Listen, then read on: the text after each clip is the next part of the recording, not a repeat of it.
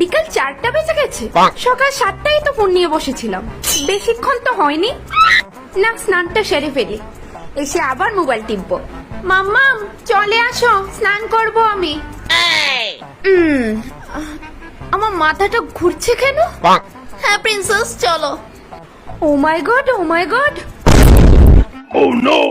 Princess আর daddy.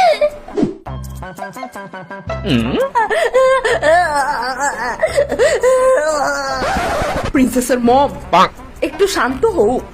না হানি, আমি পারছি না তো, আমি জাস্ট পারছি না শান্ত হতে। শুনুন, চিন্তার বিষয় নেই, সামান্য একটু মাথা ঘুরিয়েছে। তো এমন কি করলে ওর মাথা আর জীবনও ঘুরবে না? আপনি টাকার চিন্তা করবেন না, আমরা অনেক ধনী, আপনাকেও কিনে নিতে পারবো। দেখুন ম্যাম, ও সারাদিন বাড়িতে বসে বসে খায়, শরীরের নাড়াচাড়া নেই, মাথা ঘোরাটাই তো স্বাভাবিক, তাই না? তো আমি আমার প্রিন্সেসকে দিয়ে কাজ করাবো নাকি? হ্যাঁ আপনি কি বলছেন? দেখুন, হতে পারে ও আপনার প্রিন্সেস, কিন্তু আমিও একজন ডক্টর, আমার যা বলেছিল তা আমি বলে দিয়েছি, বাকিটা আপনাদের দুজনের ব্যাপার। অন্য কোনো উপায়? আশ্চর্য, আপনি ওকে ঘরের কোনো ছোটখাটো কাজও দিতে পারবেন না? না না, ঠিক আছে ঠিক আছে, করবে করবে। হানি হ্যাঁ, করতেই হবে, না হলে এরকম বারবার হবে। আচ্ছা, আসছি আমি। আপনার ফিটা নিয়ে যান। ওর তো তেমন কিছু হয়নি, ফি নিয়ে আমি আর কি করব? আপনি এত কষ্ট করে এসেছেন আমার মেয়েকে দেখার জন্য, আপনার পারিশ্রমিক তো আপনাকে দিতেই হবে। এই নিন 2 কোটি টাকা। আচ্ছা, আপনি এত খুশি হয়ে দিচ্ছেন যখন, ধন্যবাদ আপনার, আসছি। তুমি ফালতু কাঁদছো কেন? ও উঠবে তো। হানি বলছি, ও যখন সজাগ হবে ওকে কিন্তু বলবে না ও যে মাথা ঘুরে পড়েছিল। কেন? না হলে ও এই কথা শুনে আবার মাথা ঘুরে পড়ে যাবে। আরে ওকে তো মাথায় তুলে না রেখে তোমার সাথে ঘরে কিছু কাজে ঝুঁক দেওয়াও। হ্যাঁ আমারও লাগছে যে ডক্টর সঠিক বলেছে। আর নয় তো কি। হানি, প্রিন্সেস চোখ খুলছে। মাম্মাম, কি হয়েছিল আমার?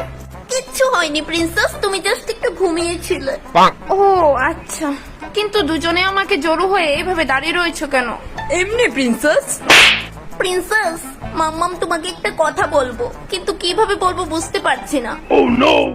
আরে বলো না ওকে, তুমি ওর মা হয়ে ঘাবড়াচ্ছ কেন? ওর ভালোর জন্যই তো বলবে, তুমি বলো। হ্যাঁ মাম্মাম, বলো, কি বলবে?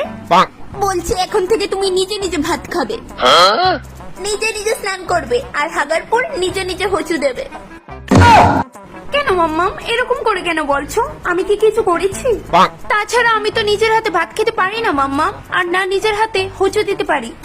চিন্তা করো না, মাম্মাম তোমাকে শিখিয়ে দেব, তুমি শিখে নেবে তাড়াতাড়ি, কিন্তু তোমার শরীরটাকে অ্যাক্টিভ রাখতে হবে।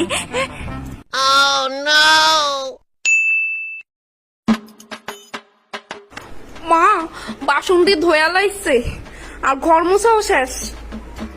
এখন গিয়া কাপড়টি দাও, ভালো করে দইস। আমার মাথা কিরে ঘুরাইতেছে। মা,